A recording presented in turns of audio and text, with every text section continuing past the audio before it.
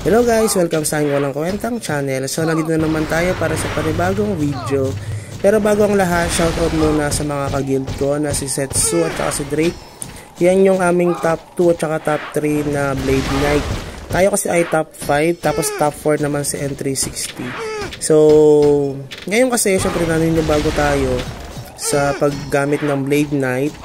Nagbibigay sila ng suggestion nila kung paano natin mapapalakas yung ating Blade Knight. Kasi medyo nangangapa pa ako dito kung paano ba siya lalakas.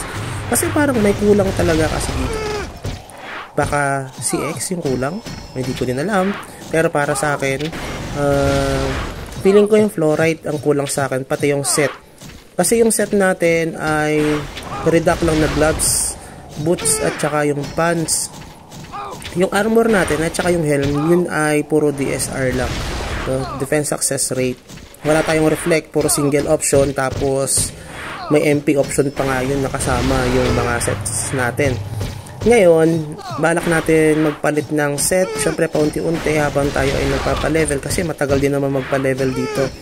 Then yung ating Fluorites, yan yung isa sa mga medyo feeling ko na nakikita ko na nagbibigay sa atin ng kahinaan, no, yung Fluorite natin kasi nagbenta tayo ng Fluorites natin noong nakaraan, yung mga ice natin, 3 ice ata yung nabenta natin na level 10, so medyo masakit yung sa atin kasi 100 plus din yung bigay na damage sa atin, so 300 plus na sana yung damage na madadagdag sa atin. Tapos dito pala, sinusubukan natin habang tayo ay nagko-content, isa na rin sa content na rin to dahil nga gusto natin matry yung pag red boss ng ating Blade Knight. Although, dahil medyo mahina pa nga tayo or bago tayo sa map, expect na natin na medyo matagal yan.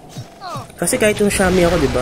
Nakita nyo naman, parang yung unang level pa lang ng ating red boss, hindi na talaga natin kaya. 27,000 nga bawas sa atin nun .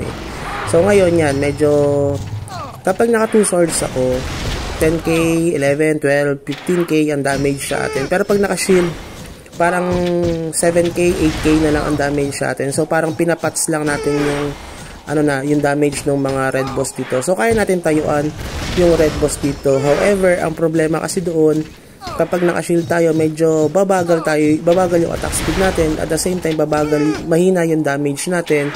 So ang indication nun, tatagal talaga yung pagpatay natin sa ating red boss. Tapos, yun, nakita nyo yung mga skills natin. Medyo mataas na yan actually. Yung ating mastery ng class talent at saka yung skill talents natin. Mataas na yan. Kaso, yun, hindi yan kulang kasi mataas na nga yan . Kaso parang nakukulangan ako sa lakas niya. And expect ko kasi talaga napakalakas ng Blade Knight natin na pag nagpalit tayo. Kaso, yun nga, parang medyo na-disappoint tayo. Siguro dahil nga ilang beses tayo nag-change class, imbis na sana ginamit natin yan sa pagpapalakas ng character natin, mas pinili natin mag-change class. Although, may mga reasons tayo kung bakit tayo nag-change class para, sabi ko nga sa inyo, mabigyan tayo ng magandang or ng accurate na review dun sa ating mga character na semi-free-to-play or free-to-play players lang tayo. So, yun yung mga difference ng mga character natin, yung mga class na sinasabi ko sa inyo. Tapos, yan, tignan nyo dito sa mga bumaba yung ranking ko. Ako ay 23 na, samantalang ng Shami ako 17 yung rank natin. Ngayon 23 na lang tayo, so in-expect ko medyo tataas tayo kaso hindi. So expectation versus reality, may mga in-expect talaga tayo na dapat hindi ka mag-expect kasi masasaktan ka lang. So yun, yan yung top 1 namin na Blade Knight. At napakalakas niyan guys . Feeling ko Fluorite nga ang kulang sa akin. Tsaka yung set, kasi pangat yung set ng option ko . Kasi sa kanya 3 options and 2 options. Tayo kasi 1 option, tas 2 option. Yung second option pa ang pangit. Parang MP lang ata yun. So yun yung mga nakikita natin na problema sa character natin. Then nakikita nyo naman yan, parang 2 to 3 minutes na, pero yung buhay ng kalaban natin na red boss, 640 na boss yan guys . Halos hindi bumababa yung damage niya, yung buhay niya actually. Para siyang kapiranggot lang yung nababawas sa kanya. Ngayon, balak kasi natin talaga na mag-fluorite na wind at saka ice. Kaso gusto ko sana ice. Kaso ang problema, parang mas maganda kasi sa PvP yung win. Pero pag nag-pure win naman ako, wala akong damage. So, ang mangyayari niyan, ang tagal ko sa red boss, ang tagal ko rin magpa-level. Di ba, nakakaumay, biruin mo, tagal ko dyan, nag-iikot. So, biruin mo yun, nahilo na yung karakter ko, hindi pa namatay itong red boss na to. So, dahil matagal niyang pumatay, dahil mahina nga ang damage natin, babagal tayo magpa-level, di ba? Kahit sa minions nga lang eh. Biruin mo yun, nagsimula akong mag-level 600 kaninang alas 8, sabi mo na lang 8 AM. Tapos, ngayon ay parang 12 or 1 PM na. Ang nadagdag lang na experience ko ay 3%. Pero mo 3% na nadagdag sa ilang oras ko pinag-AFK itong character ko.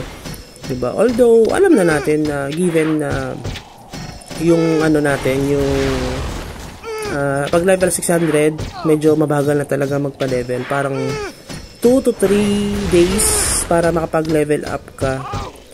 Siguro, depende pa rin sa class kasi sa Blade Knight talaga mabagal. Pero pag nakikita ko kasi pagka yung character mo ay katulad ng mga DL at saka nung Shami, yan mas mabilis sila makapagpa-level. Tsaka yung EMG, medyo mabilis sila magpa-level compare dito sa mga Blade Knight kasi damage output nga kasi sila. Tayo kasi hindi, parang balance na konti, pero para sa akin, kung pa-level lang ang pag-usapan, dun ako sa wizard kong overall. Namimiss ko na tuloy yung wizard ko. Balik na kaya ako sa wizard. Dahil joke lang. Sayang naman to, nakailang change class na tayo, tapos babalik ka rin pala sa wizard. Okay lang, laruin na lang natin ito guys. No? Feeling ko last na ito. Ayun, may tumatawag, Wonderpets. So, yun yung mga reasons para ituloy natin itong character natin. Itutuloy lang din natin ito. Tingnan nyo, ang daming din na nasabi. Tapos, hindi pa patay yung red boss. Yan. Tapos yan yung mga skills natin, guys. Pagpatulong naman kung ano ba magandang i-ups dito. Pero nakita ko na nga yung, yung weakness nito, yung set ko at saka yung fluoride. Isa na yon sa mga weakness ko. So, patataasin natin yung mga bagay na yon. Magpapalevel tayo pa rin kahit paano. Tapos, sabang nagpapalevel, mag-focus tayo sa mga i-ups natin. Tapos, isa sa mga kailangan ko patasin dito siguro yung SD. Dahil para sa PvP. Yung combo hindi mo na dahil medyo magastos yung combo. Yung combo heart. So, siguro give me at least one month para ma-gauge itong character ulit natin na makabalik sa kanyang yung prestige niya. Joke lang, prestige. Kala mo, napakalakas eh. So, yung kanyang momentum dahil medyo nawala sa momentum yung Blade Knight ko. Kasi nung Blade Knight tayo nung unang-unang panahon, siguro last year, yan yung unang nating character. Medyo malakas yun. Top 1 ako doon na Blade Knight sa server 144. Siyempre, nag-merge, medyo nahuli na tayo. Tapos, nag-change class tayo. Bago tayo mag-change class, guys, top 1 tayo doon sa Blade Knight. So, nakailang class na tayo na change, palit. Nag-DL, Wizard, Shami, tapos ito na. Ulit, bumalik tayo ulit. So, ayun, medyo hakutin natin yung momentum para naman kahit papano maging ano ba to? Kasi syempre kapag mas malakas yung character mo, mas marami kang viewers, ganyan, mas marami manonood sa'yo at mas marami maniniwala sa'yo. Kasi kung ganito kahina yung character mo, sino manonood sa'yo? Diba? Sino ang maniniwala sa character mo? Kasi ganyan lang yung character mo, napakahina, tapos magko-content ka pa. Baka ganun na sabihin sa akin, diba? So, yan isa sa mga reason kung bakit tayo magpapalakas ulit. Para naman may guts tayo na mag-share ng ating mga build sa character natin. Kasi pangit naman kung mag-share ako ng aking knowledge ng build ng character kung binubugbog lang yung character natin. Anyway, I expect naman na may mawawala dito sa mga subscribers natin. Pero sana hindi naman sobrang ganun kadami. So anyway, ganun talaga. That is part of the game and part of life. Just go and move forward. So yun lang siguro guys. Ang tagal nung RB, marami na ako sinabi, nakapag-declare na ako. Ano pa mo sabihin ko? Presidential announcement, hindi ko alam. So bahala na kayo sa mga Ay, alam niyo pa guys, meron, kasi mahilig ako sa hiking, di ba? Mahilig ako umakyat ng bundok. Mayroong mga nangyaring ito lang, di ba, kaninang April 5 na madaling araw, pupunta sila sa Buskalan. Ayun, na-aksidente sila, 5 yung patay, isang van yun. Buti na lang, last year, doon ako pumunta sa Buscalan. At nakakatakot din talaga kasi yung biyahe. Bukod sa napakahaba, madilim, tapos, syempre, umuulan ngayon, slippery yung daan. So, kailangan talaga mag-ingat. So, rest in peace, guys, yung mga taong nawala. 5 ata yung namatay doon. Then, some of them are injured. So, ganun talaga, that is life. So, kailangan na lang pag-pray. So, yun lang siguro. Huwag na natin tapusin ito. Nauumay na rin ako kakasalita. Ay, hindi. Wait lang. Ito pala yung mga kasama natin. Yan. Biro mo siya. N360. Yan yung vlogger na si Derek Ramsey. Hindi ko alam. Hindi rin siya nagpapakita ng mukha niya. Hindi ko alam kung pangit ba siya o pogi o ano.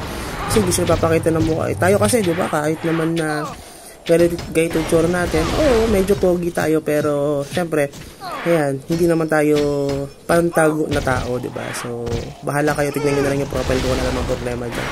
So, yan yung isa sa mga pinakamalakas na karakter dito, si Setsu, no? Si Setsu, Drake, yan, sila yung mga malalakas na Blade Knight. Give me 1 month, guys, unahan natin yan, no?